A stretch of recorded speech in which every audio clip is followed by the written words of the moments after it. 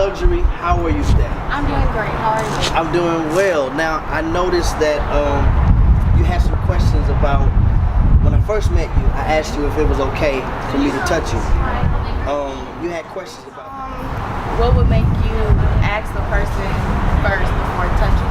how did it make you feel? Did it make you feel like maybe you were considered, or you Yeah, it made me feel like alive, like an actual person. Like somebody has to ask for permission to actually touch you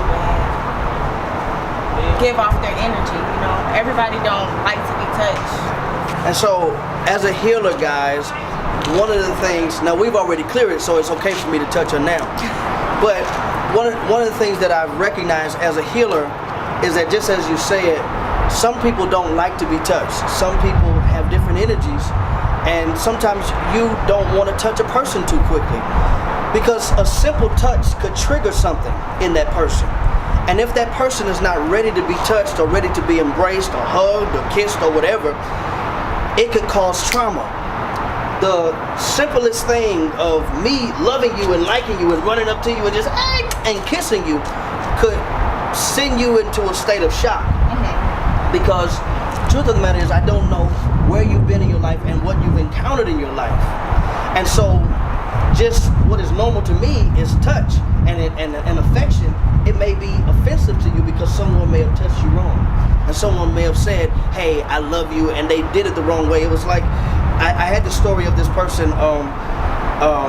He was married and she was married. They were in their office, and the lady said, hey, I need to lose some weight. And he was like, oh, you don't need to lose no weight. Well, that's sexual assault. That's not flirting. So what I like to do as a healer is make sure that I have safe space with whoever I'm dealing with, so that you can receive my energy. And then another thing, and I think this is the last thing, you are a divine being. And so people have to have permission to touch you, and for you to gift to them your energy, because your energy is your gift. That's the only thing you have. Like I said, nobody asked me for permission to touch me before, and it just made me feel like I have power over myself. Wow, so you felt shocked first, Yeah. and then empowered. Now, if I would have touched you without your permission, without asking you, then I may have disempowered you. And then you still would have had head talk, but it would have been like, I don't even know this guy, you know, who is he? And he smells nice, but who is he?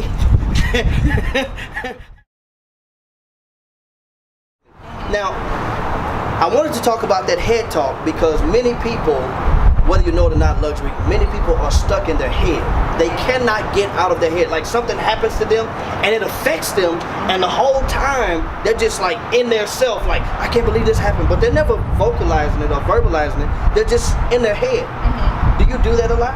Yes, I do. Do you? Yes, I do. I do. I think a lot in my head, and sometimes I don't say exactly what I think. I might give off an expression or something, but I don't always say it. Right. So, say for instance, you give off an expression, right?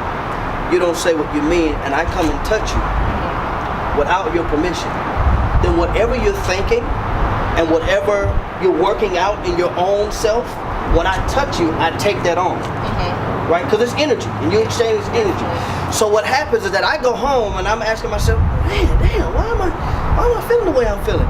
Because you were dealing with something at the time. So it's always good to ask for permission, and it's always good also to get out of the head, into the heart, out of the mouth.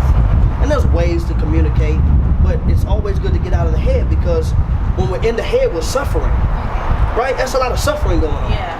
But when we can get out of the head and into the heart, like the gentleman, he was just here, and I was like, hey, thank you so much, we'll take a few pictures, and then after a while, we need silence, we need, you know, this and that, and he was able to honor that. You know, but at first, I was just all in my head, like, I wish he'd move and go, you know.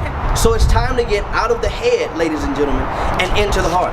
How do I get into the heart? Well, the way I get into the heart is that I say exactly what I'm feeling at the time, and I say exactly what I need. I'm meeting my need. This life is about my pleasure. And so when I can self-pleasure and say exactly what I need, I'll get out of my head, I'll get into my heart, and I'll find my life freeing itself up without me even trying to effort to do it. This has been Vane Thomas, your conscious love coach. And this is Luxury. don't you want to live in luxury? See you later. Peace.